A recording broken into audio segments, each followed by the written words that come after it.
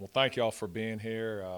We've had a great summer, great fall up to this point. We have so many returners on our team this year. Feel like we're a lot further along than we have been in years past. Just having those 11 guys makes everything so much easier. The returners know exactly what we expect from them offensively and defensively, and so they can help teach the new guys. And so I like where we are right now. I think this team's definitely capable of winning a championship. I think really the only thing that can keep us doing that is ourselves. So as long as we don't get in the way, feel really good about our chances. It is as good of a Sun Belt league as I've seen. There's probably 5 or 6 teams that are very, very capable of winning the championship. So we're going to have to play our best basketball. But I like what we have. I like the togetherness of our basketball team, and I'm excited to get it started. You guys have 5 newcomers this year. Any of those freshmen have you seen that could make impact on your team? I think Cooper Campbell will play some minutes for us at the point guard. He's been really, really solid. He's played – his high school basketball was at a very, very high level. He played in that what's the name of the league in Atlanta? But it's probably the best high school basketball anywhere in the country. And so he's used to playing against great competition. He's adapted really, really well. He's pretty strong for being a freshman. We did redshirt Carrington Keel last year. And, so he'll be a freshman as well. I think he can play minutes for us. He's a guy that just does all the little things right. Actually, we had a scrimmage this past Saturday, and we graded defensively, and he actually graded out the highest on our team, which is pretty amazing for a guy that's, really his first time playing here. But his score was significantly higher than the rest of the team. So when you have a guy like that does all the little things, he's going to carve out a role for himself. But those two guys definitely can help right away. Your son is one of those freshmen too. Yeah. What's that like having him on your team? It's been good. I mean, it'll be great on the road. You spend so much time away from your family to be there, especially in the good times when we win basketball games. I'm sure that'll be kind of cool having a family member there. He's working extremely hard. We probably are going to redshirt him.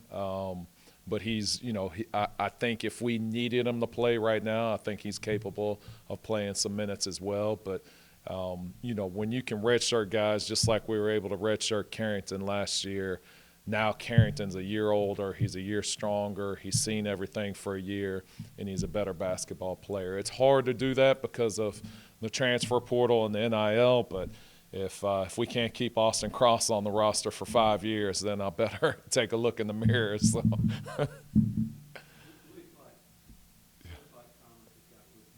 Yeah. I think he will score better around the basket. We're not going to necessarily, post him up, but he gets so many offensive rebounds. I think last year he would grab those offensive rebounds, and then strength became a factor, and maybe he didn't score as high of a percentage as he would have liked or we would have liked. But he has put on a lot of strength. His work ethic is like through the roof. He's a unicorn, like in terms of work ethic. Like we have 2 or 3 weight groups, and I'll get in there sometimes with the guys just to make sure they're lifting hard. And if I'm not in his group and I've already lifted, like he'll go look at our sheets to see how much weight each of us did so he can go in there and lift as much or more every time. And so like with his lower body, he's probably one of our strongest guys and lifts as much weight as anybody, and he's getting there with his upper body. But, yeah, I would like to think he's probably put on 10-plus pounds of muscle. And the way he works, he's amazing. Like he's going to have a special year this year. Coach Thomas said you guys' confidence is just completely different this year compared to last year, and he's so happy that he knows like you guys will do well this season. What do you think changed in terms of that? I think, just they've had success. We've had a couple of good seasons. Last year was a season probably everybody was wondering, are we going to be able to repeat it, because we only had 3 returners on that team. And you have guys like Thomas that are freshmen that was under-recruited, honestly. I look at Thomas. If I'm anywhere in the country, I would have wanted to recruit a guy like that. But he was under-recruited, and I'm very, very thankful for that. And he was able to help us right away, as well as all the new guys that we had coming in, Theo and RJ, and I mean we hit Tate and Connerway, Miles, Marcus, all those guys really helped us. And so for us to be able to win 20 games and now we're returning those guys, I think they know now that they can and should be able to do it, and then we can take it, to the next level. And so I think it's just, they look around and they know that there's been success, and now it's time to take it one more step or two more steps. So speaking of Thomas, what are some things you want to kind of see out of him this year? We talked about him getting that starting spot at some point last season as a freshman, but in his sophomore year, what are some things you want to see from him?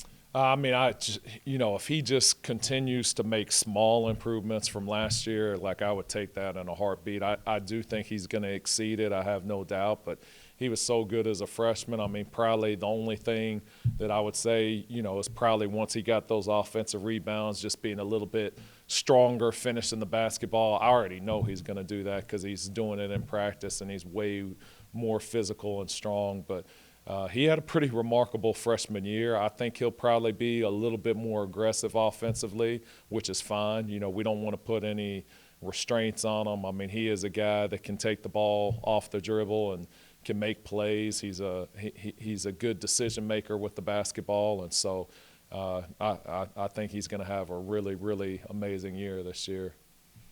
Talk about the portal ones that come up obviously a lot and through the landscape of college athletics now, especially within the Sun Belt Conference and across college basketball. You didn't lose anybody off last year's team that couldn't come back. So what does that say about the culture of this program, that those guys bought in and wanted to come back and do it again this year? Yeah, there's so many factors. I mean, we had, some people that definitely helped us keep these guys. But regardless of what you have, if you don't have probably a good culture, I think they're going to leave regardless. But you can also have a good culture and still lose guys too. I think that happens across the country.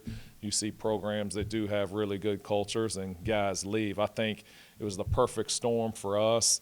We were able to help the guys in some certain areas, but then Miles, for instance, he has his brother, playing here. He wants to continue to play with his brother, but then he also looks at all the time that we spent, working with him, especially a guy like Kelvin Lewis, on our staff who every single day is in the gym with Miles working on him. Well, you might get it someplace else, you might not. He knows that he got better and he's going to continue to get better. He knew that he had a 25-minute role last year, probably going to have a 30-minute role this year, probably going to get more shot attempts. So, you can really develop in that role. Thomas knows that he's going to have a bigger role. Jackson Fields, he was coming back from his hip surgery, and now he's 100%. I think he's excited for that. Once, Jackson kind of all the way committed to coming back, and then Miles kind of all the way committed, I think, it just kind of built momentum, and they decided, hey, let's run this back and see if we can win a championship, go to the NCAA tournament, and do some things that have never happened. You look at last year where you only had 3 players coming back, what you said, and now you look at this year where, most of your roster is intact. How does that change your off-season preparation? How does it change what you're doing right now to get ready for a season when you got those 2 major differences between the last 2 years? Yeah, it just helps because we were trying to explain every little thing defensively with our guys. I mean, just starting from a closeout and getting their hands up. I mean, we still nip at them when they don't do it right, but you got to go through the basics and spend so much more time. Whereas probably by the end of the summer, we had pretty much all our offense in. We had our sets in. We're already working on that. We're working on changing up, our defenses, our 2-2-1 full court press back to our matchup zone. So we're just way ahead of it. We're able to go up and down and play 5-on-5 a little bit more. And then also, I think the other benefit is we don't have to spend as much time maybe working on defensive rotations because the guys already know it. And so now, as y'all saw, at the end of practice, we had 30 minutes where we can go back and we can just work on skill work with our guys, which hopefully, unfortunately, my teams have always turned the ball over too much. This is the first year in practice as we're, charting it that we're having more assists than turnovers, which is a positive sign. That's never happened. But some of that's, the work that my staff has done with these guys, developing their game. Some of it, hopefully, maybe is a little bit to do with, at the last 30 minutes of practice, we're just working on skill work with our guys. So I think that skill work will pay dividends for us, hopefully, in that area. I think last year, looking back, if we would have had, 50 or 60 more assists than turnovers last year, we're probably, conference champions right now and going to the NCAA tournament. So that was probably the last piece to the puzzle last year, and I think we're there. In our first scrimmage, we were right there against, a team that really, really is aggressive defensively, and we did a great job taking care of the basketball. So with Lon being someone who's young, what you're expecting to take a step, how has the team kind of embraced him and helped him gain his confidence? Yeah, I think the guys look at him. They know he's got to be one of our top, scorers on the team. They know that he needs the ball in his hands. We're going to find ways to do that. I think we create a lot of our points off of our defense. He kind of helps set the tone defensively for us and is able to get steals and deflections. And he's such a good finisher in transition. I think that's where he can really thrive. And, in the half court, he's just got to continue to read the defense, make cuts when they're open. He's a really consistent three-point shooter for us last year. He needs to continue to do that. And his shot volume will go up. We just need, the percentages to be where they were last year, because last year, all his percentages were really, really high. And if he can keep those percentages close to where they were with a little higher volume, now you're looking at a guy that's averaging between 15 and 20 and highly, highly productive. And with you guys also, like bringing back a majority of that force, how have you seen your veterans become leaders and kind of bring those new guys on? Yeah, I think Jackson Fields kind of gives us he's kind of the voice of our team. I think he's the guy that really steps up and, we'll talk to the guys and tell them what to do. You have a guy like Thomas Dowd that's kind of a leader by example, that the way he works and, the extra time he puts in, is pretty remarkable. I mean, a guy like Carrington Keel that sat out, I think he's got a ton of leadership qualities to him, and you'll see him, stepping up, even though he hasn't, played in an actual game for us. He's got so many leadership qualities. But I think we do it as a group. I mean, it's not that we just have one, dominant chief. We have a lot of guys that, step up when their name is called, and when they need to be leaders, they definitely do the right thing for us. I want to talk to you about something on the back of the practice jerseys. Take the stairs. Yeah. I also saw it on cones around the Yeah. practice gym in there. Talk about that as kind of the team motto. Yeah, it's, I've been using that probably since, I don't know, 2013, maybe somewhere in there. But it's just something that I believe in 100% and want our guys to really, really embrace, not just in basketball, but in life. I feel like if you take a shortcut, it's so much easier to take a shortcut the next day. We've shown them the commencement speech that Admiral McRaven gave to the University of Texas, where he talks about, the first thing in the morning is you just need to make your bed. So it's kind of that mentality. Like when you wake up, make your bed. You're not taking a shortcut and just getting up. You've done something. You can, have a positive start to your day just by making your bed. And then when you come back at nighttime, even if you had a crappy day, at least your bed is made. So it's that mentality. When you see, an elevator or a set of stairs and you can get there quicker by taking the stairs, we want our guys to take the stairs. It's the same thing on the court. If the ball is on the floor, the elevator thing to do is look at it. The take the stairs thing is dive on the floor for the loose ball. So just kind of that mentality in everything they do, even in the classroom. I mean, sitting on the front row is taking the stairs.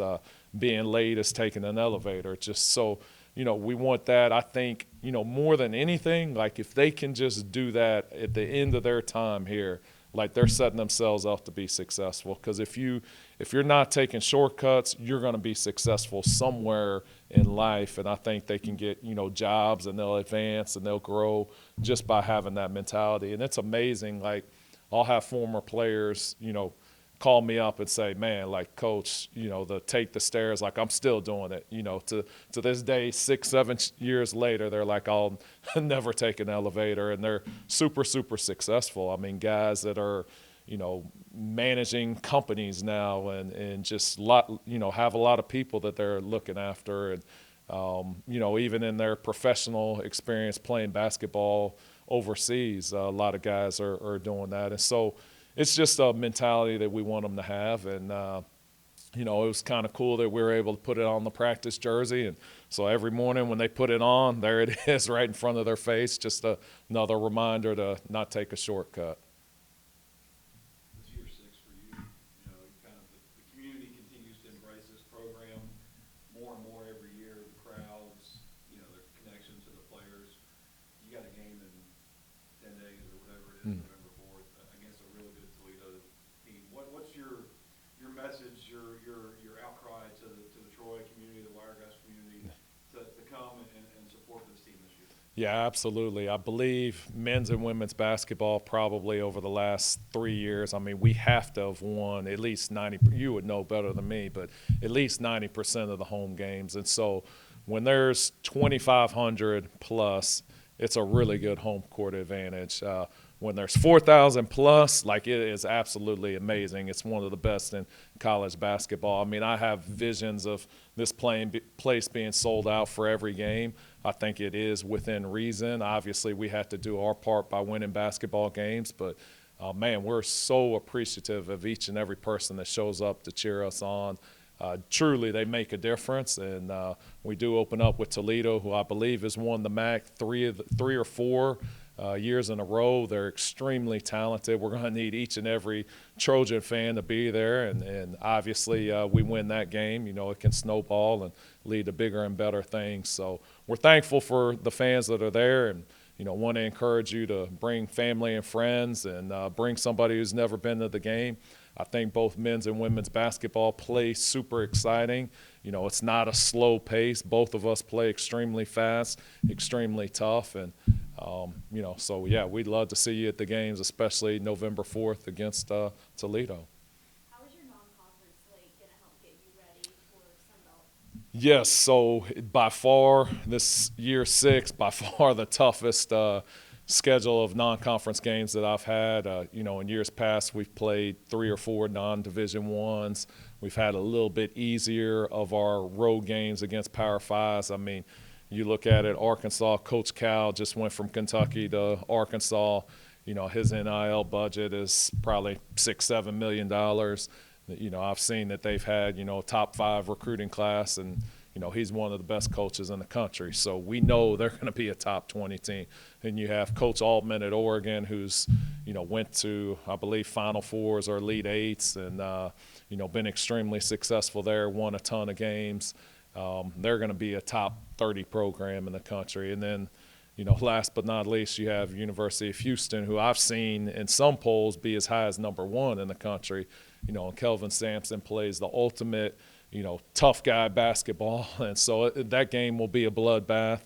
So we won't face anybody like those 3 teams in conference. The conference is extremely good, but those are 3 elite of the elite. But then, our other games, Toledo, again, won the MAC championship like 4 years in a row.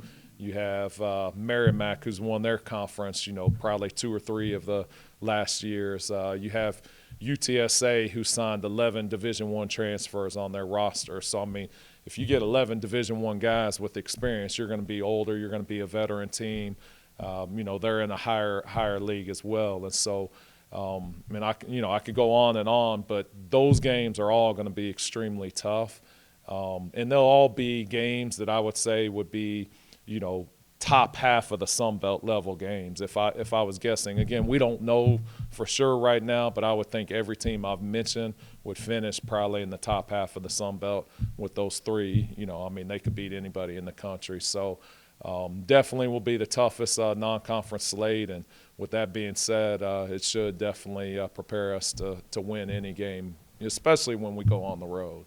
Yeah. So with this being year 6, you've had the ups and downs, and you've heard the preseason noise. So what goes into kind of keeping your players grounded, and also your staff keeping a Yeah, so we talk to them all about every day about controlling the controllable. So I can't control what you guys write. I can't control what the officials call. I can't control, whether the fans cheer or boo, or I know they're not going to boo, but I can't control any of that. We can't control how many people are in the stands.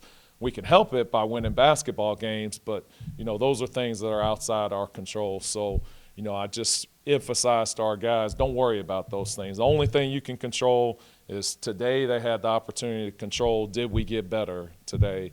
And that's where I want their mindset and mentality to be. And, every game, at the end of the game, if you win, then let's learn lessons. Let's continue to stay hungry and get better. If we lose, all right, let's also learn lessons and let's get better. If you lose a game and you learn lessons and you get better, then in the end it's going to make you a better basketball team. So that's our mentality. Just continue to get better every single day, and if we do that over the course of the next 4 months, then we'll be fighting for a conference championship and fighting for a berth to go to the NCAA tournament.